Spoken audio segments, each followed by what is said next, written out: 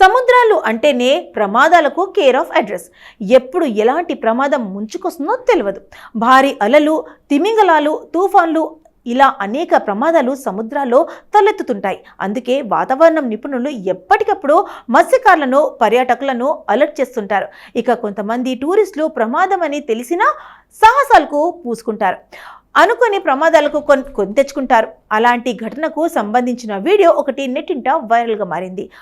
Arctic ఖండం అంటేనే పూర్తిగా సముద్రం, మంచు కొండలతో కూడి ఉంటుంది. అక్కడి రహస్యాలన్నీ అధ్యయనం చేసేందుకు వెళ్లిన కొందరు ఔత్సాహికులు ఉత్తర ధ్రువణం సముద్రంలో తేలి ఆడుతున్న భారీ మంచు ఫలకంపై ఎక్కే ప్రయత్నం చేశారు. ముందుగా ప్లాన్ చేసుకున్న ప్రకారం దానిపై తాళ్లు కట్టి వాటి సాయంతో ఎక్కే ప్రయత్నం చేశారు. ఇక వారి ప్రయత్నాన్ని మరో బోట్లోని సిబ్బంది చూస్తూ ఉండిపోయాడు.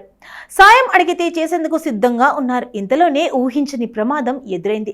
ఔత్సాహికుల బరువుకు సముద్రంలోని మంచు ఫలకం ఒక్కసారిగా కింద మీద అయింది. వారు ఉన్న వైపు బరువు ఎక్కువగా ఉండటంతో మంచు ఫలకం అటువైపు పూర్తిగా తిరగబడింది. సాహసికులు ఉన్న భాగమంతా నీళ్లలో మునిగిపోయింది. అయితే అప్పటికే బోట్లో నుంచి గమనిస్తున్న సిబ్బంది అప్రమత్తమై వారిని సేవ్ చేశారు. ఈ వీడియో చూసిన నెటిజన్స్ షాక్ అవుతున్నారు.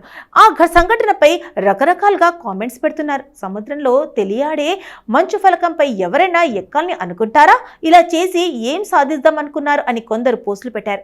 సాహసికుల ప్రయత్నాన్ని మరికొంతమంది అభినందిస్తున్నారు. రకరకాల కామెంట్స్ మధ్య ఆ వీడియో తెగ వైరల్ అవుతుంది.